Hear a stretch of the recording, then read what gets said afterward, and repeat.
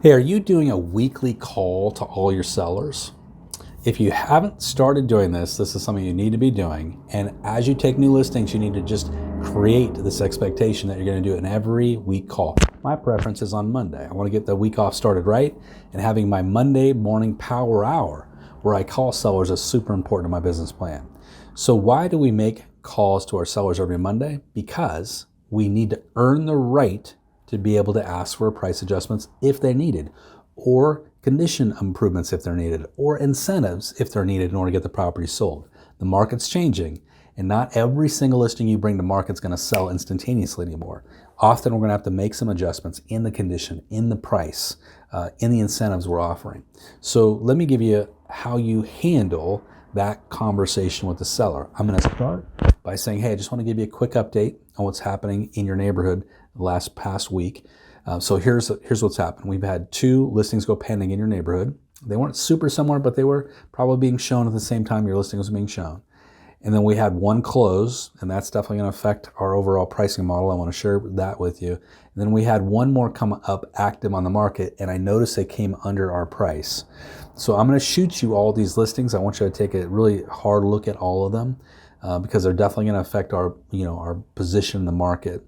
Based on what I'm saying, I think we should maybe look at repositioning the listing. But before we get there, let's talk about the condition, because I did have some showings last week. We had 3 showings, and they all mentioned the same thing.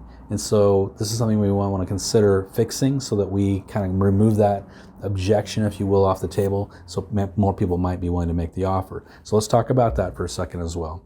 Then the other thing I want to just share with you is our virtual showings. We had 56 virtual showings, meaning people looked at it online, looked at the page, and then we converted that over to about 3 showings live. That's not as high a number as I'd like it to be, and I think the disconnect here is that our competition, our peer group, is really starting to really be more aggressive on pricing, on incentives. So let's talk about that for a second. And now we dive into the pricing conversation. We say, okay, we started off being really competitive. Now we got 5 properties that are priced under us now. Looks like 2 of those went pending. We don't want to be the last one to turn the lights out. At this point, what would you like to do? Would you like to adjust the price, reposition the listing, or would you like to just leave it alone? You're in charge. But my recommendation is we make an adjustment. So that's how I earn the right to have a price adjustment. Now, not every week will I be asking for one, because I might not need to. But when a time comes, I will have earned that conversation. I will have earned the right to talk to a seller about that.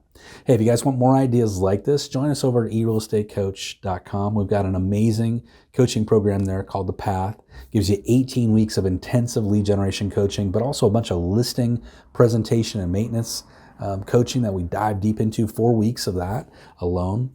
So join us over there, and that's first 2 weeks is absolutely free. It doesn't cost you a nickel, just to see if it's the right fit. It is one of the most affordable coaching programs in the country, and it's one of the fastest growing. So we'd love to see you there. Have a great day and good selling.